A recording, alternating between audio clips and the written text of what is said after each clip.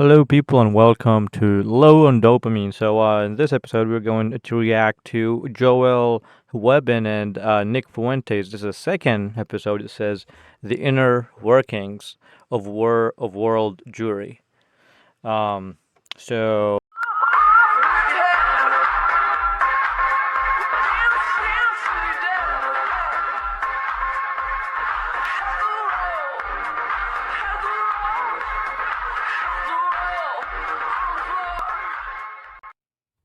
let's go ahead and start.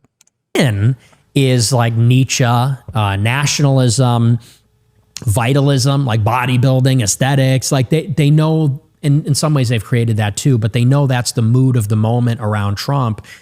And so what they're doing is they're identifying, like they have in the past, the pro-Jewish politics with the mood of the moment. This is just one episode of a 10-part series with perhaps Fuentes. Just is all of Fuentes. You're gonna, however, for those of you who may be interested, by heading and now a nation met the place in the modern being of born Nos is the font.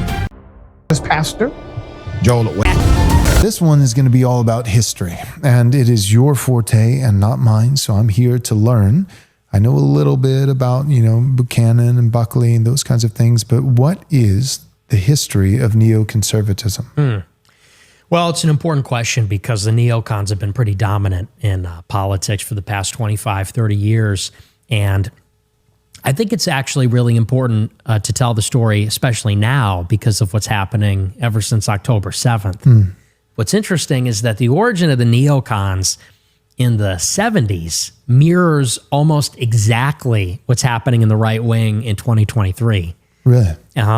Almost identical mirror image. And it's really important to understand because if you can understand how the neocons emerged in the 70s, you can really understand what's coming in the future in the 2020s because of the similarities. And to understand the neocons, you have to go all the way back to the 50s and 60s. And what you find is that the origins of the neoconservatives, it's in all these magazines, Commentary Magazine and a number of other smaller intellectual magazines, which were very popular back then.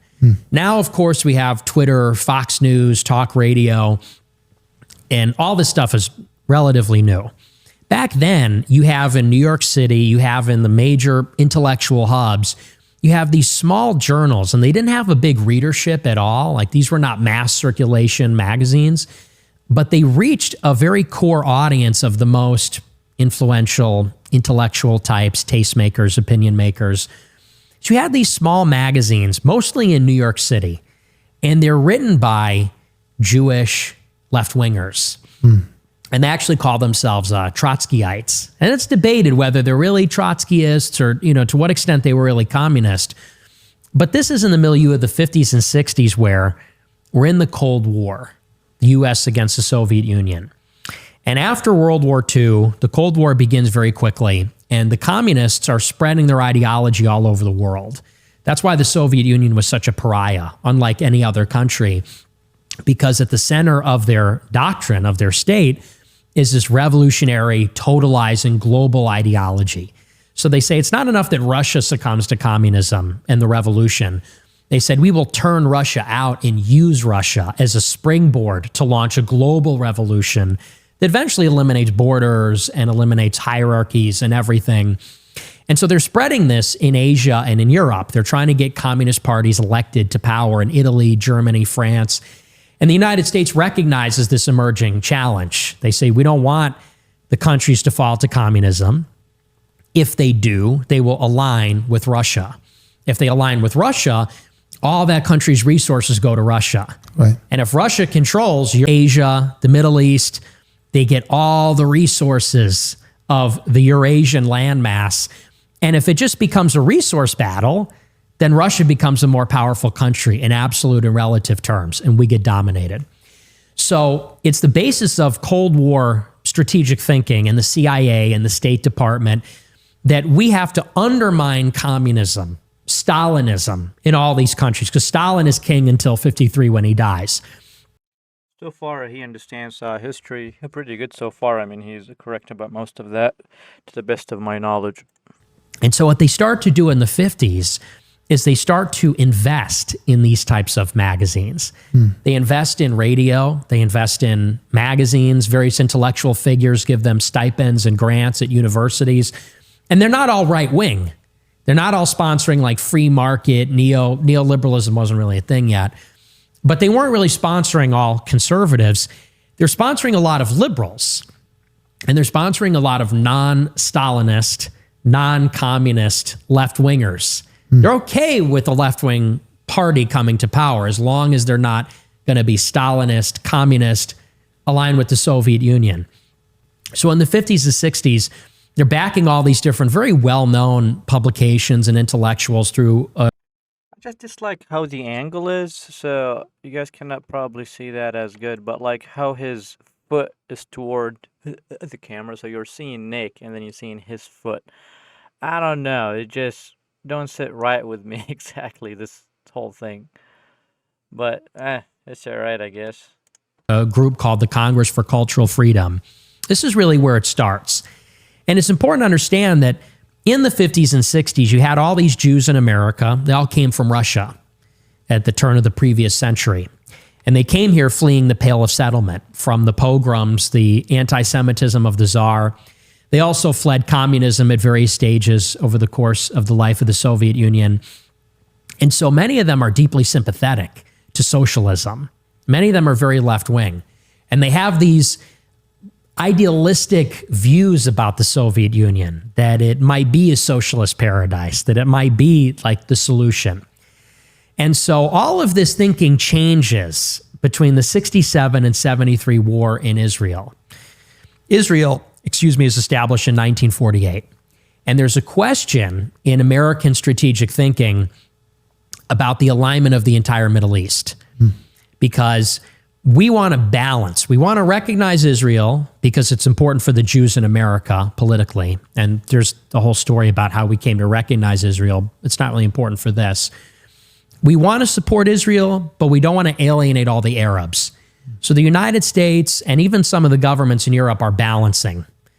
And in balancing, we're not giving weapons to either of them. We're not giving a ton of weapons to Israel. We're not giving a ton of weapons to Egypt and Syria, even though they're at war, in the hopes that we can maintain everybody's alliance. We can keep friends with everybody.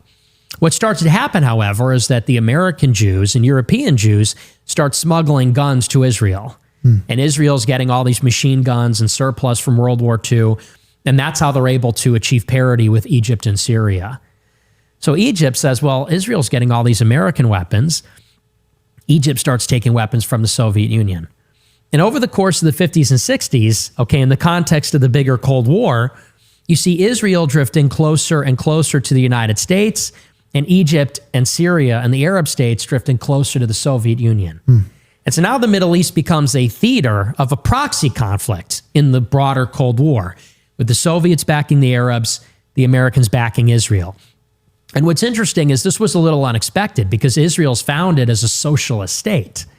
Israel's founded by labor Zionists. And they had no right-wing leadership until the 70s. It was all labor Zionist presidents. At the same time, Egypt and Syria were so. His knowledge in history in this topic so far is impeccable. So I like that, so I do respect that. I like the fact that he did his homework. I have been disappointed in him so far because he seemed to be a new neocon. He's supporting the new wars, so I'm disappointed in him in general. But so far, his knowledge in history seems to be impeccable here. Socialist, so maybe it was inevitable they would join up with the Soviet Union. But so the Israel-Egypt conflict, Arab-Israel conflict, is roiling in the 40s, 50s, and 60s. The Soviet Union and America are balancing against each other, fighting this proxy war. Israel's drifting towards America. Egypt and Syria drifting towards the Soviet Union. Everything changes in 1967. Israel is testing the defenses of Egypt and Syria, which they've been at war with since 48, with some sporadic explosions of violence. And in 67, in the Six-Day War, Israel launches a surprise attack on the Air Force of Egypt, and it's a miracle. they send over basically a spy to determine that Egypt has no air defenses. So they come in and they just annihilate the entire air force of Egypt. Then they go double or nothing. They go into Syria, destroy Syria's whole air force. They invade the Gaza Strip and the Sinai Peninsula, take that from Egypt.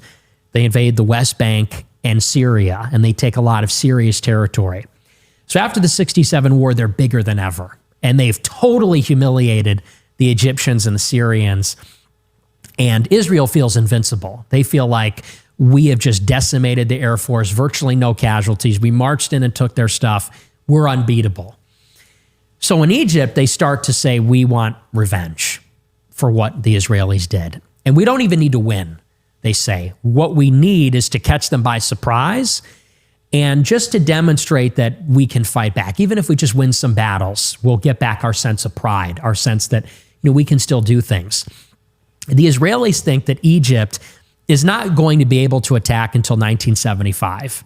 They say that we have so devastated Egypt's military, it's going to literally take them almost a decade to regroup. So we're not even expecting anything until 75.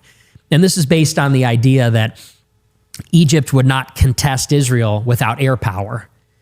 And so they say Egypt can't get that for another 10 years. We don't need to worry about it. The Egyptians change their military doctrine. They say, we don't need actually to go on the offensive. We don't need air superiority. We just need to defend our position. And so Egypt comes up with this plan. It's a sneak attack with Syria. They say they're going to invade the Sinai, and simultaneously Syria will invade Israel from the north. And it's a very sophisticated operation. They learn the Israeli strategic thinking. They learn their doctrine. They learn what the Israelis are looking for.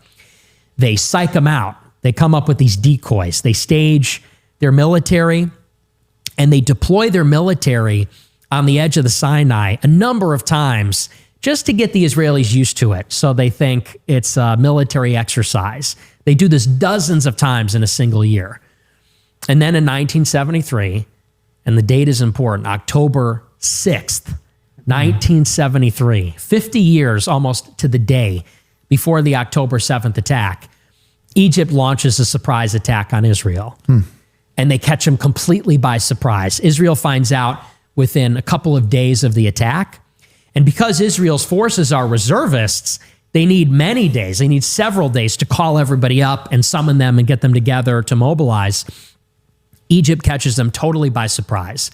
They invade the Sinai and they secure the Sinai Peninsula. Syria simultaneously invades from the north. And immediately it's a catastrophe for Israel. And it looks like Israel might be defeated. They call up Nixon and say, we need help. And initially Nixon and Kissinger are reluctant to send in any kind of support. And they're worried about a war spinning out of control. They don't want the Soviet Union to come in. They don't want to risk a wider war. At the time, the Israeli prime minister pulls out their nuclear weapons in full view of the satellites, which America sees. And the indication is that if we don't get the military aid that we need, we're going to nuke Egypt and Syria. And so Golda Meir, who's the prime minister at the time, says, if you don't help us, it's going to be extraordinary measures. And they take the hint. They send in one of the biggest airlifts of material support to Israel since World War II. Giant airlift of armor and weapons and everything Israel needs. And eventually Israel is able to repel the invasion. Long story short, without getting into all the tactical details. But it is a catastrophe. And the Egyptians, even though they eventually lose, they lose the Sinai, and the Syrians are pushed back, and they have to sue for peace. The Egyptians saw it as a huge victory because they caught it by surprise. They won this battle. They showed that Israel wasn't invincible. Back in America, the Jews are appalled. And they're appalled for a couple of reasons. One, they see that Israel was almost destroyed. And they say that if Israel is destroyed, this is a catastrophe. Two, they see that the Soviet Union would have been the undoing of Israel. Because the Soviet Union is backing Egypt and Syria. They supported this, and they intervened on the side of Egypt and Syria when America got involved. And so many of the Jews who had these idealistic ideas about the Soviet Union suddenly realize Soviet Union might be the death of Israel. Soviet Union's our enemy. And in the 60s and 70s, as Israel drifts away from the United States, The Soviet Union under Brezhnev starts to promulgate very anti-Israel propaganda. They're saying that Israel's a capitalist state, it's a colonial state. They go to the United Nations a couple of years later and push this resolution which says that Zion... Something here, like, so he's saying that the Soviet Union has been doing this propaganda that Israel is a colonial state. Like, he's saying that as if this is not true. Israel is formally, legally, and actually, factually, objectively a colonial settler state. That's what they are. It's not a propaganda to say that. So I don't appreciate the insinuation that this is not factual. Otherwise, he's been impeccable. I mean, he got all the history right as far as I know. Zionism is racism, which and push this resolution which says that Zionism is racism, which is identical to some of the rhetoric now from the left. And so all these Jews in New York City... Zionism is literally racism, actually. This is correct. Who are anti-Stalinist, but they're sympathetic to the Soviet Union, left-wing. Maybe they have some idealistic ideas about the Soviet Union. This is where that old expression comes from. I believe it's from Irving Kristol. He said that conservatives are liberals that got mugged by reality. And how they got mugged is they saw that the Soviet Union is really their enemy. And so all these left-wing Jews writing in these magazines in New York, they realize we have to destroy the Soviet Union. Now, they're liberal on everything else. They're liberal on civil rights. They're liberal on free speech, liberal on any issue you can think of, the economy, race. They don't even care about these issues. The only issue that they care about after this point is defending Israel by defeating the Soviet Union. And so all these guys who were on the left shift over to the right. These are your Irving Kristols, Norm Podhoretz, among others. This is like your first wave of neocons. And they explicitly say, if the Soviet Union's backing these countries, and if they say Zionism is racism, what they're effectively saying is that Israel doesn't have a right to exist. If Zionism is racism, then Zionism can't be tolerated. Then there can be no... Which is correct. So I'm not saying this because necessarily I'm with one side against another side, but Zionism in its doctrine is the establishment of a Jewish-only state in a land where non-Jews exist so far. Now, they don't want them to exist. This is sort of like if you say that to have an ideology for a nation to exist in America that is black only. You know, you would say this is racist, right?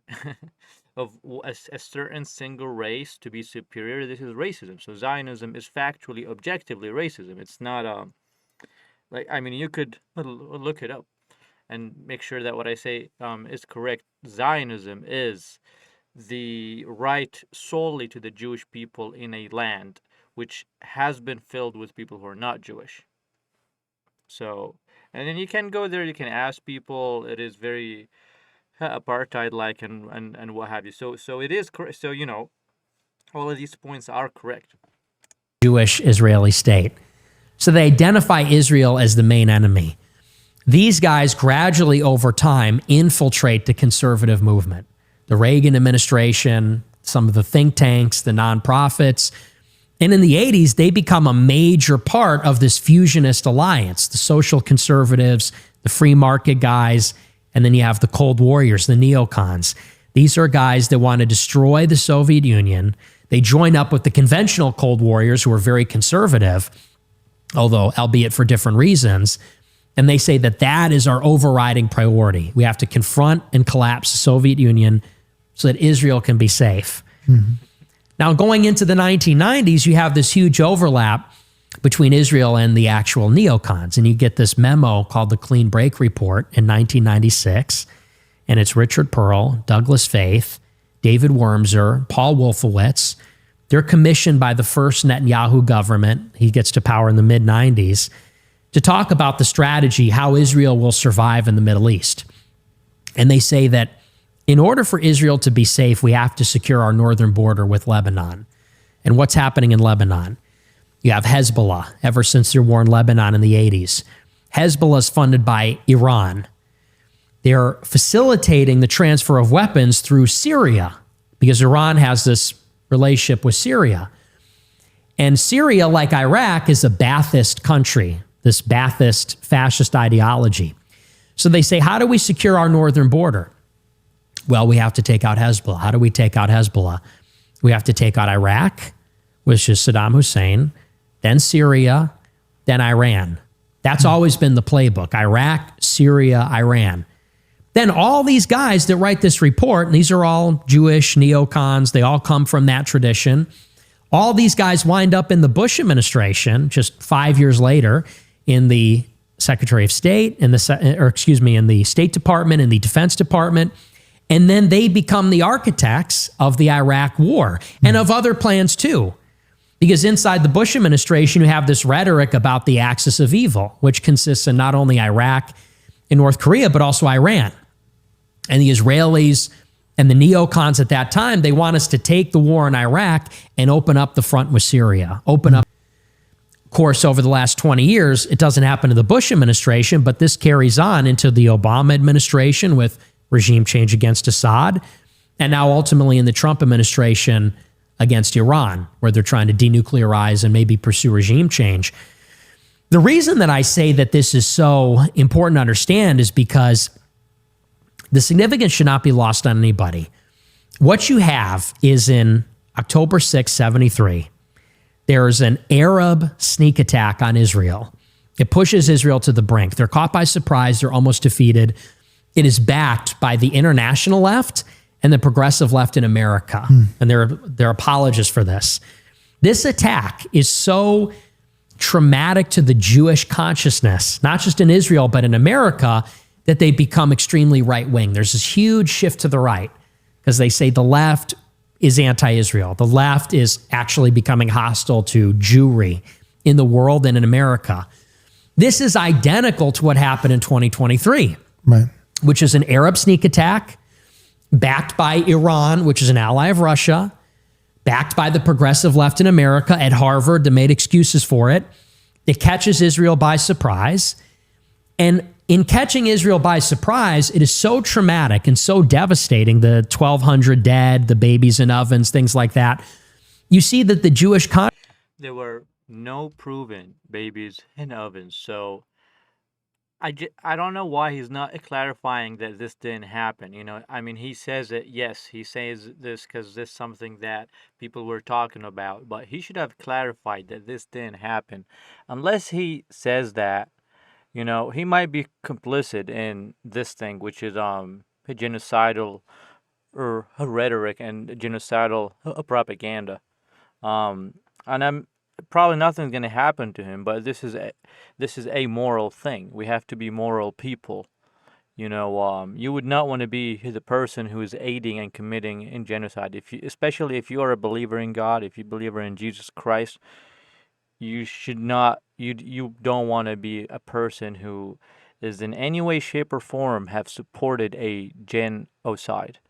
So yeah, again, I've been gradual. So I liked Nick when he came out, you know, but right now he's just disappointing me gradually. You know, he's becoming hawkish into wars. He's becoming on the side of Zio narrative more and more these days.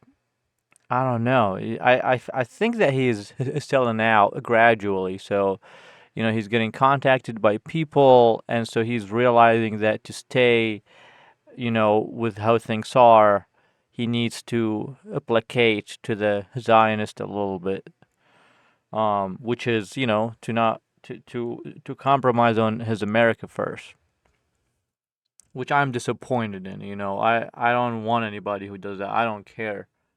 You know, if he's not allowed to stay, or maybe he's way too scared that he's going to be assassinated. I mean, he spoke about that a few times on his show. Consciousness, just like 50 years ago, shifts to the right. And they say they're mugged by reality. Just like it was 50 years ago, today, you have these high-powered... I also disagree here. So for this time, it was not a... So it's more complex than that. Because the mainstream, so you got Genocide Joe, right? So this is what the leftist people call Joe Biden, Genocide Joe. So the authorities and the big parties in the U.S. In the U.S. both of them are not America first. Both of them are Israeli first, and so there is somewhat of a migration that happened, but I don't think it was that much. It was negligible, you see. But yeah, no, for both of the parties at the moment, both of them are not America first. And with what Nick is doing here, which is selling out, I don't see it being America first for a long time. We might be slaving to our death, folks. Liberal Democrat Jews like Bill Ackman at Apollo, and he's a Harvard alumnus. He's in New York City. He's friends with BlackRock, with the head of BlackRock, I should say. And you have guys like Sean McGuire and Jacob Hellberg. These are Jews in Silicon Valley. Jacob Hellberg's a gay Jew. Sean McGuire is a lifelong Democrat, liberal Jew. All three of these guys, whether they're in Wall Street or Silicon Valley, they see what happens in Israel. They see that the American left supported this in some sense, the attack. They're not sympathetic to Israel. And they have this epiphany and say, wow, Israel really could be destroyed. And the American left would be okay with that. So Bill Ackman writes a letter to Harvard and says, Harvard is too woke. They're against free speech. They're tolerating these Hamas terrorists on the campus. Now he sounds like Ben Shapiro, even though for years he's like a liberal Jew. And you can see now in this incoming Trump administration, it's almost identical then to the ascendancy of the neocons with Reagan, which is this is an administration that was powered 100% by American Jews that realized that Trump was going to support Israel more than Kamala would have. Just Yeah, I agree with this point. Finally, he's saying something of importance. So yeah, they did put somebody who would serve, Israel first. like back then, they realized we needed to support America defeating the Soviet Union. That's why we need to be Republican. That's why we need to go to war.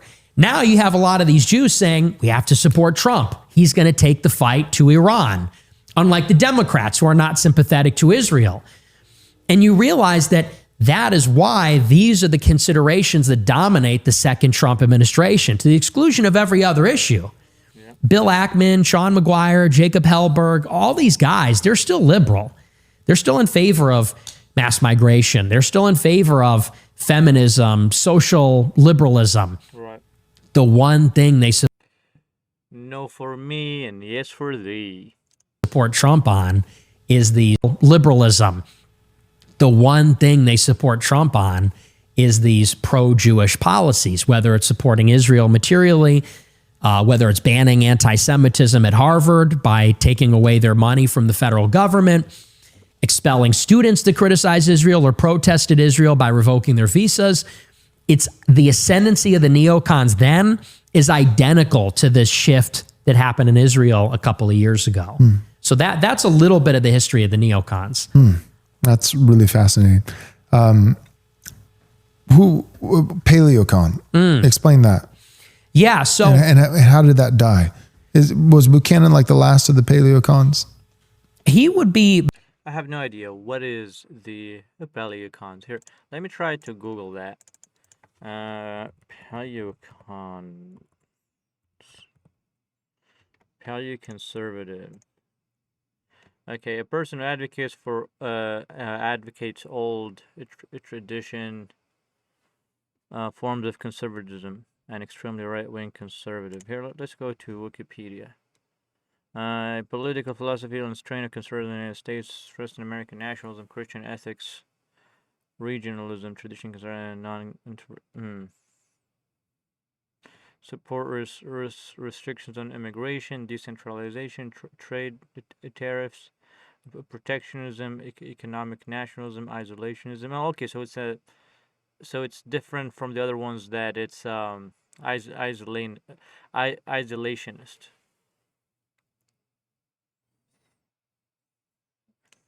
I focus on free trades and promoting republicanism. Paleoconservatives see neoconservatives as imperialists and themselves as defenders of the republic. All right. Maybe the last prominent paleocon, yes. And it's interesting because paleocon, that's a name that comes from prominent. Buchanan, like the last of the paleocons? He would be maybe the last prominent paleocon, yes. And it's interesting because paleocon, that's a name that comes from Paul Gottfried, Right, yeah. who's Jewish himself. And he's an old intellectual. He's been around forever. He was a big critic of the Straussians, which we get into, the neocons. Paleocon was really reactive against the neocons. Okay. And I would say that even before there were paleocons, there's an older tradition. You have an old American right, which is very different than the post-World War II American right. And it is nativist, and it is anti-war, and it is what you would call America first. It is very Christian. There is an old right in America. After World War II, it starts to change a little bit, but you still have a remnant. I would say that you have that in the House Committee on Un-American Activities. I would say you have that in McCarthyism. In the aftermath of the 40s, in the aftermath of World War II, in the 40s and 50s, you have the Red Scare, the Lavender Scare. They're anti-communist, against subversives. They're against gays. So that's like an early iteration of what you might call paleocons. Then you get some organizations in the 60s and 70s, the Council for Concerned Citizens. You get some of these like neo-Confederates, people in favor of segregation, some people from the South who are very right-wing. You could argue the John Birch Society, they never talk specifically, explicitly about Jews, but they were very conspiratorial. And then it's really in the 70s and 80s that you get the first clash between the actual neocons and the paleocons. And it does come down to these types of issues. And the prominent paleocons are guys like Patrick Buchanan, Sam Francis, Peter Brimelow, Joseph Sobran, Paul Gottfried. And they basically come around in response to the neocons, in response to the Israel worship, the Reaganite coalition that brings together the free market people and the pro-war people, almost to the exclusion of the social conservatives. And they say, wait a second, we're against immigration. We don't think Tel Aviv is the capital of the United States. They say America is a white country. It's a Christian country. One of the big battles of the paleocons was against MLK Jr. Day, when that was made a federal holiday in the 80s. And what happens to the paleocons is that they are effectively hunted down and eliminated. Yeah. And this is something that almost nobody talks about, that Joseph Sobran, for example, it's a name almost nobody knows, but he was one of maybe the second most prominent conservative intellectual in America in the 80s. Extremely prolific in almost all the magazines, very high profile. But he, like Russell Kirk and some others, had some choice words about the Israeli infiltration of the right. And for that, they called him an anti-Semite, got him fired, buried his name, and he dies in ignominy. Nobody even knows who he is. Sam Francis is another one of the biggest columnists in the 80s and 90s. He's at the Washington Examiner. By all accounts, he's brilliant. I mean, encyclopedic knowledge of history, of everything. He attends the American Renaissance Conference hosted by Jared Taylor, the first of its kind in 93.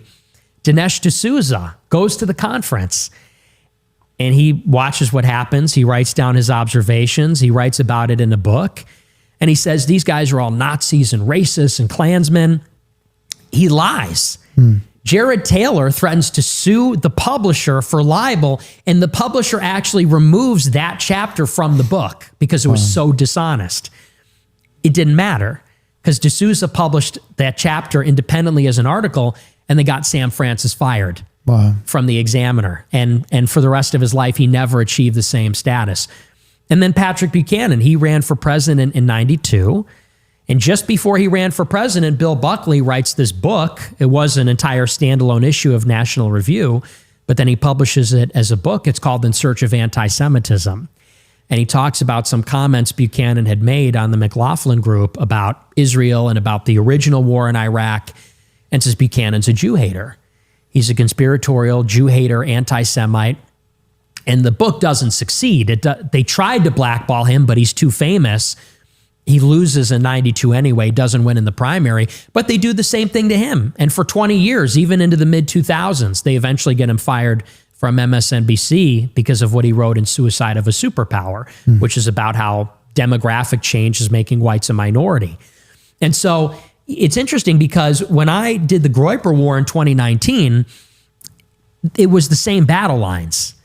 It was this new generation of kids wearing MAGA hats, which is brand spanking new. That's in 2016, and rosaries. And we're saying we're socially conservative. We're immigration restrictionist. We are identitarian. We're pro-white. It's the same battle lines as the paleocons and neocons, whereas, Kirk and Shapiro, Charlie Kirk and Ben Shapiro are saying, well, we're pro-Israel, we're pro-gay, we're in favor of 10 million H-1Bs, F-1 visas that will become green cards. And it was interesting because none of us at that point had ever heard of this battle, but this is a battle that has been going on basically every generation since World War II between these different factions of the right wing. And it's even playing out today. Yes. The post-war consensus. You've talked about that, right? I don't know why, but I have a feeling that he did not comprehend all of that. I think this is something, I don't know. I have no idea how well read Joel is. But yeah, I don't know. It was funny. He's just like a blank stare. What's the post-war consensus? Because the last thing that you said just then, this battle has been continuing on and on since World War II. If you were to define the post-war consensus, how would you define it? And what was the major shift from before and after World War II? Because America, the whole entire West, has never been the same. Well, I would say it's all basically a reaction to Nazism. And it's this idea that never again, that's the mantra, never again will we allow a Hitler to come to power and to prosecute a Holocaust against the Jews or the gypsies or the gays or the disabled or whoever, the enemies of the state. And so you start to get all these different books like The Open Society. You start to get books like The Authoritarian Personality. And they start to try to dissect how did a country fall under the sway of a charismatic, totalitarian, fascist leader that not only committed a genocide and made death camps with gas chambers, so the story goes, but also the militarism. They declared war on the entire world and brought the world to the brink of a catastrophe, or really they killed 100 million people effectively. And what they work out basically is we cannot have hierarchy.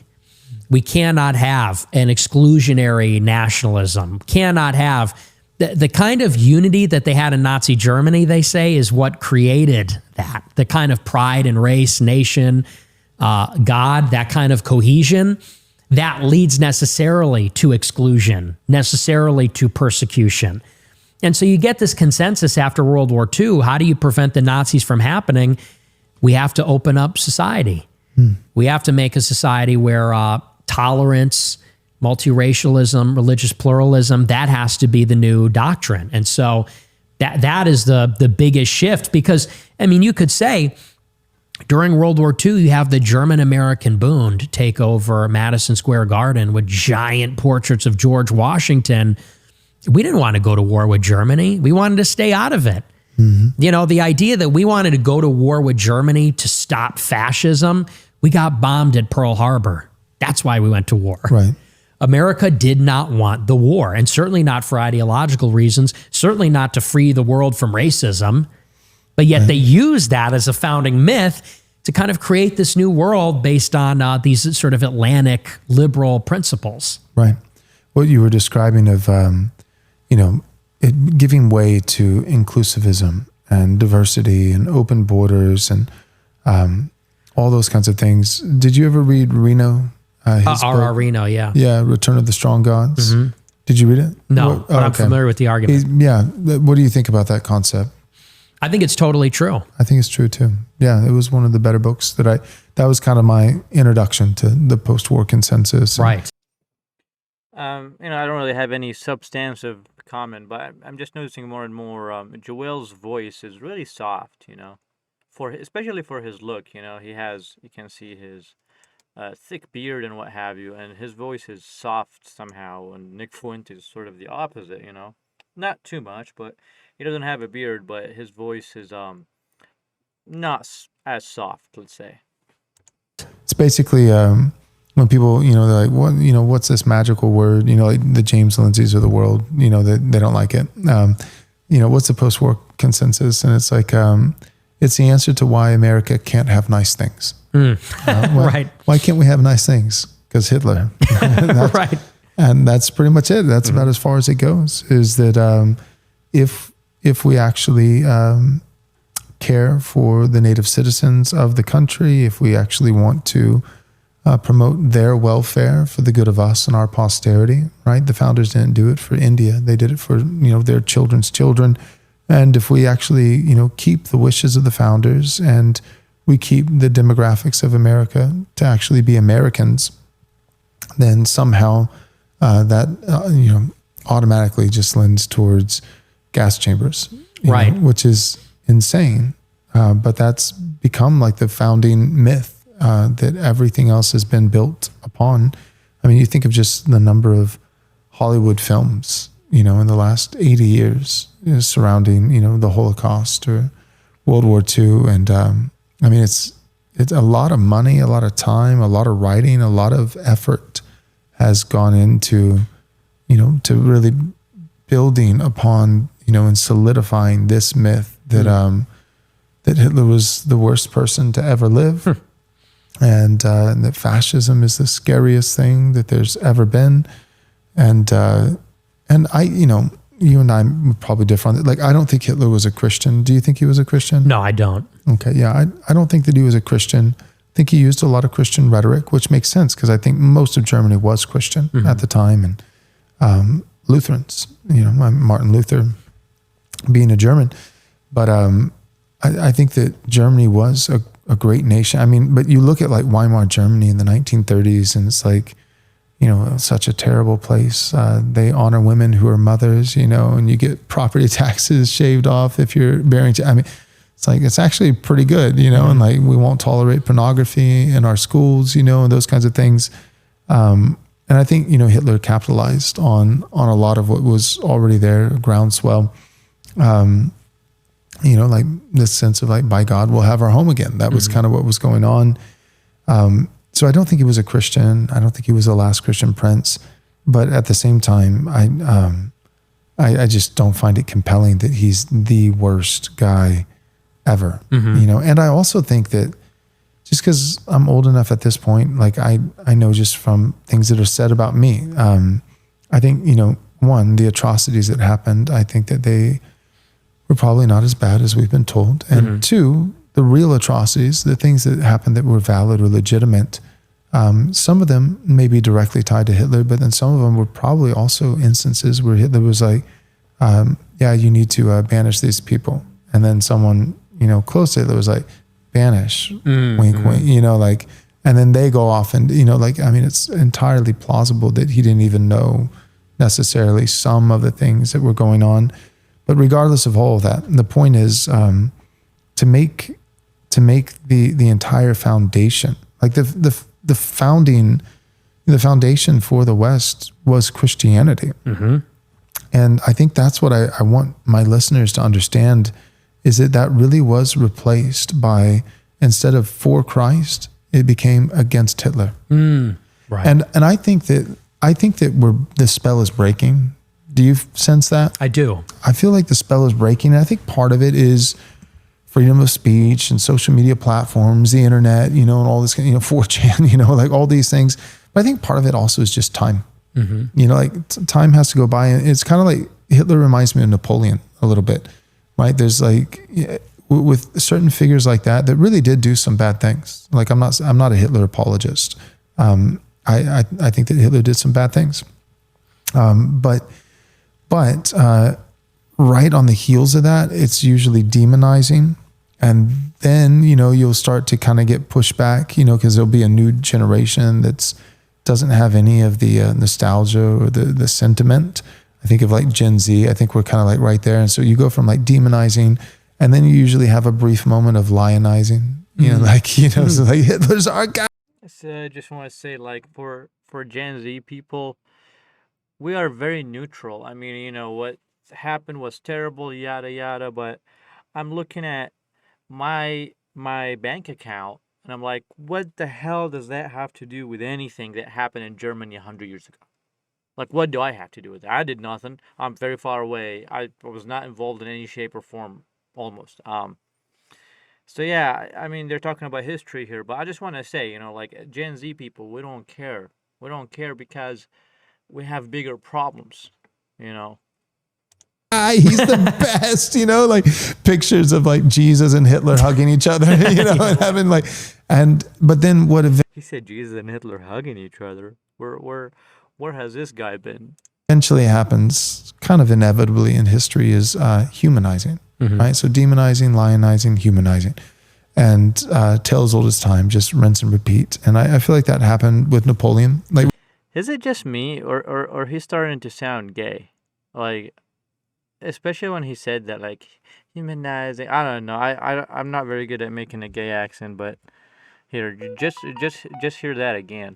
And tale as old as time, just rinse and repeat. And I feel like that happened with Napoleon. Like, we can now talk about Napoleon, and nobody's like gonna threaten, Napoleon laws to throw you in prison because you said something positive about Napoleon. But at the same time, you don't have like a prison, rinse and repeat. And I feel like humanizing kind of inevitably in history is humanizing, right? So demonizing, lionizing, humanizing. And maybe it was just my own imagination. I don't know.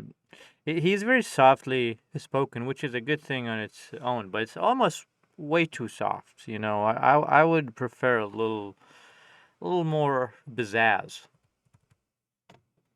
You don't have like a ton of like, young people, with like Napoleon t-shirts and like Napoleon is the last Christian prince. Like, you don't have either.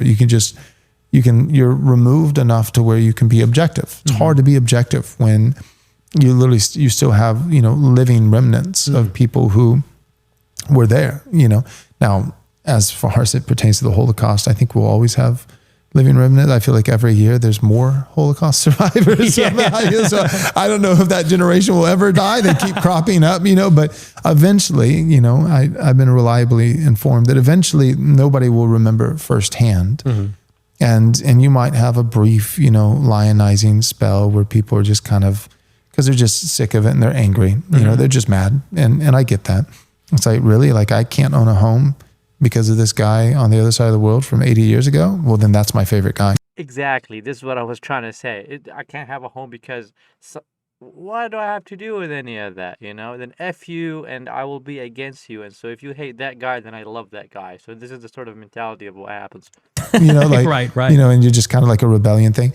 But I think we're close. I think we're maybe, 10, 20 years out from being able to talk about Adolf Hitler in a humanizing, not demonizing, not lionizing, and being objective and saying, yeah, this was really bad, really bad. Also, yeah, this guy over here was way worse. Stalin was way worse, and I think that we have to get there, not because Hitler needs to be memorialized, but because we need to be able to have nice things again. Like the West needs to be allowed to have nice things. And we can't, you can have nice things and not like Hitler, but you can't have nice things and think that hierarchy, authority, heritage, you can't hate those things and have you can't have a country. Right. So we have to get to the point where we're able to be objective and say, hey, you know what, these things that the German people were after, not just Hitler, but the German people, they weren't stupid, right? That they got behind him for a reason. They weren't stupid and they weren't just bamboozled. There were real atrocities going on, and they were on the brink of like losing their society, losing their people. And they said enough. And I'm like, yeah, I see the similarities. Of course, this is coming back up as a conversation. And I think we need to be able to have it. And I think we should be able to look at Weimar Germany and say, what did they do right? Anything that's good. Like I said one time in a podcast, I was like, here's my take, crazy. I support everything that Hitler did that was biblical. And I and I do not support everything he did. Like, I can say that for Stalin. I can say that for Genghis Khan. Like, that's my position for everyone in the world. Like, you can look at someone and say, this was good, and we're not going to throw the baby out with the bathwater. And I think for 80 years, that's what we've done. We've thrown the baby out with the bathwater because Hitler did some things that really were bad. We've decided, and therefore, we need to have, infinite immigration.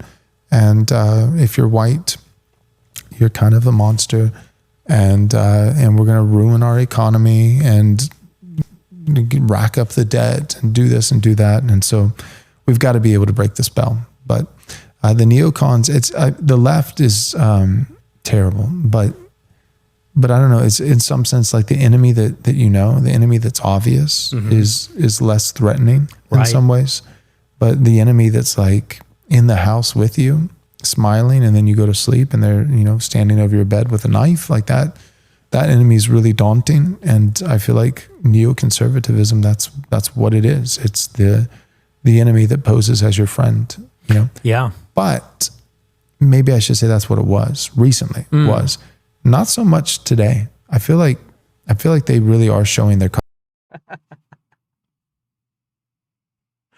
How can you be more of a propagandist? How can you be more of a propagandist? So the neocons have been this and that, but not today. It's not today. Well, today they're not being like that. No way. Like, they're the same. They're still the neocons. What are you talking? This is the ultimate. Like, this is how they pull people in. Like, you're watching this. You're trying to get some rights. You're trying to buy a house, and then you get like pipelined into this thing where you're supporting your own death. Basically, you gotta be drafted into wars. Your taxes go into the war. Your taxes go to rich people. You get nowhere, and you don't. Not only that, you don't own a house. You're more in debt now. colors. I would say that it's a little bit more subtle now, because what I will give them credit for is they're very crafty. They're very capable, and because you're right, no one would identify as a neocon today unless they're being edgy, unless they're trying to be provocative. They say, I am a neocon. I think Bush was good, actually. And I've seen that. I've seen that from centrist liberals. I've seen that from some on the right. But they know what they're doing. They know it's a negative connotation. So no one is really identifying as like a proud neocon. There's no neocon conference. But if you look at what the neocons did in every generation, they married the pro-Israel interest with the conservative cause. It's like in the 80s, did they say we need to defeat the Soviet Union because they support Egypt? No, they said the Soviet Union is an empire of gulags and slavery, and we need freedom to ring everywhere. And that was the basis. In the 2000s, did they say we need to go to war with the Palestinians to make Israel safe and destroy Saddam Hussein because he's going to bomb Israel again? No, they said this is a clash of civilizations. America's a crusader state, and we have these adversaries. They're non-state. Very manipulative. Keep that in mind, folks. The enemy is very manipulative. And the funny part is that he talks about how he's very manipulative while manipulating you. This is what Joel was doing just like a few minutes back. He's pretending to be on our side, but like, all the neocons have been bad, but not now. Not now. They have been bad in every other generation and year except for now. They're just turned out to be good at a sudden. That was the funniest, stupidest. Like, this is just an Orwellian stuff, the sky is blue now, the sky is red now. It's pure manipulation and mind control. I don't trust either of them now, honestly. Actors are terrorists, and we need to fight the terrorists. We need to go over there and fight them there so we don't have to fight them here. And it mirrored, think about like in the 80s, the aesthetic was the city on a hill, the liberal empire versus the evil empire, Soviet Union. In the 2000s, think about the imagery. It was the crusader state. We had the unipolar moment. We're the most powerful country. We're going to be this like benevolent crusader that goes in the Middle East and liberates the Muslims from their tyrannical leaders. In the 2020s, we're getting a new version of that. And what it is Yoram Hazony's virtue of nationalism. I was going to say, it's not the neocons anymore, but when you described it for a moment, said nobody's proudly labeling themselves a neocon, but it's those who marry American interests with Israeli interests. Yes. And I was thinking Yoram is being more specific, but in a general sense, you could say, yeah, it's not the neocons anymore because they're not needed. It's MAGA. Yes. And specifically, because MAGA is not a properly defined ideology. It doesn't really mean anything. So who is left the task of defining it? It's like the think tanks, intellectuals, usual suspects. And so you get someone like Yoram Hazony, who he founds the National Conservatism Conference. Okay, so now it has a name. We're National Conservatives. And that kind of, they're trying to capture the mood of the moment. Because what do you call a Trumpist? MAGAite, like there's not a demonym, there's not a name for it. So they said, well, we're national. They don't want to say nationalist. They don't like that. They don't want to say America first for obvious reasons. So they say, we're national conservatives. We're going to give it a label. And people like the label because they say, yeah, I'm like a nationalist. I guess I'm a national conservative. I support industrial policy. I support the Jacksonian foreign policy of Trump. And so Yoram founds the conference. They have a name. They've got a conference. He writes the book. They've got a book with the doctrine, the virtue of nationalism. And nationalism's still like a dirty word. People equate that with World War II and like chauvinism or racism or colonialism or militarism or jingoism. And Yoram Hazony says, well, no, there's... Wait, what is jingoism? Here, let me look that up. I keep looking up terms now.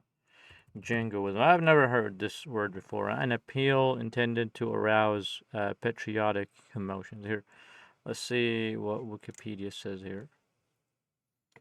Jingoism is nationalism in the form of aggressive and proactive foreign policy, such as countries' advocacy for the use of threats or actual force as opposed to peaceful relations. So to invade everybody? That's what I'm kind of getting here? It doesn't seem to be like a huge thing. All right, well, we're back. Something good about nationalism. And he's coming at it from the point of view, of course, he's a Jewish nationalist. He's an Israeli. He lives in Israel. He's a Jew.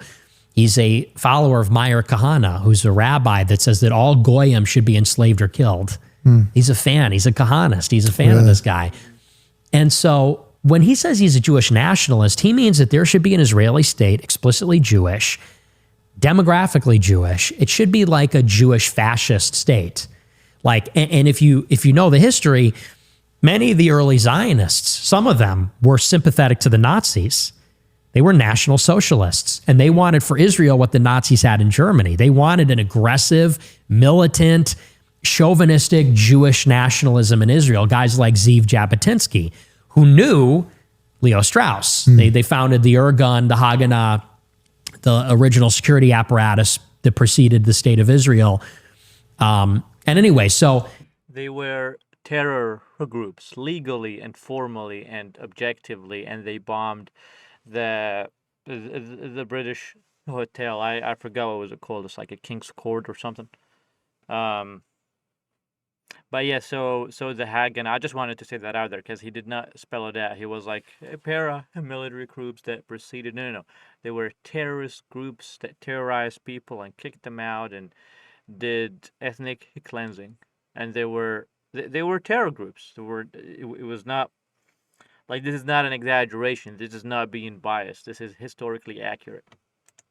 Hazony puts out this Virtue of Nationalism book, National Conservatism Conference, and it hosts all of the like Trumpist Republicans like Josh Hawley, who's railing against like porn companies and like high interest credit cards. And they invite Marco Rubio and J.D. Vance and Ron DeSantis. And well, hold up real quick. You say it like he's railing against.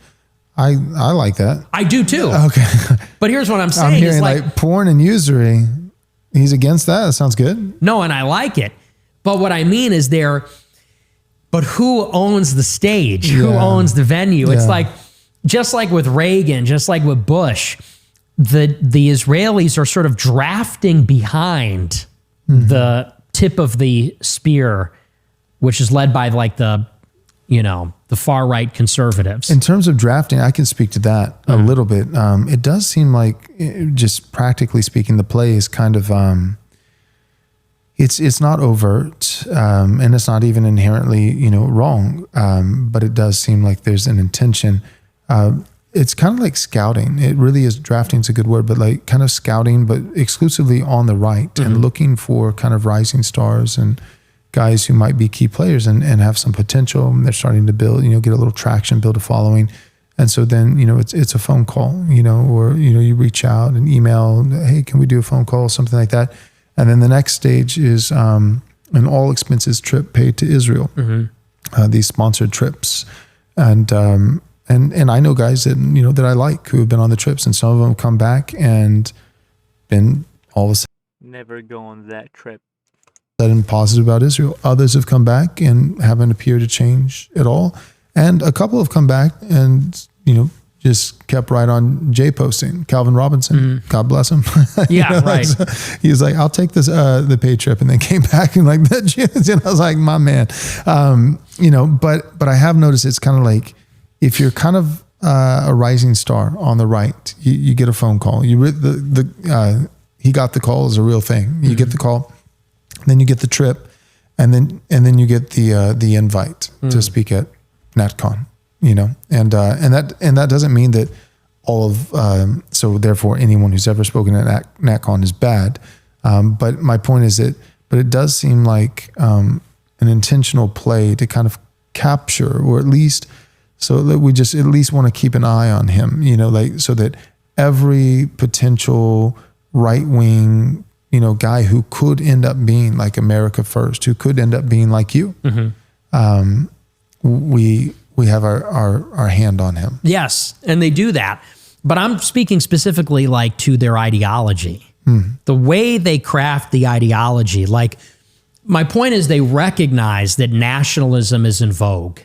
Like, everyone knows the evangelical dispensationalists are not cool. Yeah. Right. There's no young people that are into that are like, we love Israel at like the mega church. Like, that's out. Yeah, it's done. And the neocons are out. They're like, cowboy, we're going to kill us some terrorists. Like, that's out too. What's in is like Nietzsche, nationalism, vitalism, like bodybuilding, aesthetics. Like they know, in some ways they've created that too, but they know that's the mood of the moment around Trump. And so what they're doing is they're identifying, like they have in the past, the pro-Jewish politics with the mood of the moment. And so, for example, when Israel was bombing Hamas, I saw Darren Beattie, who is Jewish, and I probably agree with him on most things maybe, because he's pretty based generally. Darren Beattie's also a Jew, and like he's got a weird background. Like he grew up on Kiribati or one of these like islands in the Pacific. They're always international. They're never like born in America, or like Iowa. But Darren Beattie, that's just like a little disclaimer. Jewish guy. He runs Revolver. He's in the State Department now. He was in the first Trump admin.